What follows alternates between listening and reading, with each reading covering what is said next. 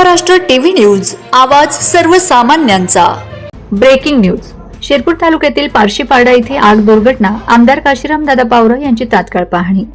शिरपूर तालुक्यातील पारशीपाडा येथे लागलेल्या भीषण आगीत मोठे नुकसान झाले असून आमदार काशीराम दादा पावरा व धुळे जिल्हा परिषद वाघाडी गटाच्या सदस्या सखुताई पवार यांनी तात्काळ घटनास्थळी भेट देत परिस्थितीची पाहणी केली आहे।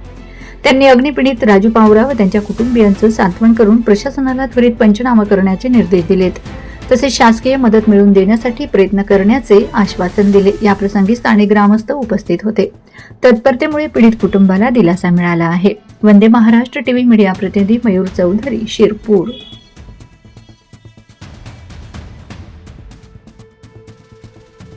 वंदे महाराष्ट्र टीव्ही न्यूज, आवाज सर्वसामान्यांचा।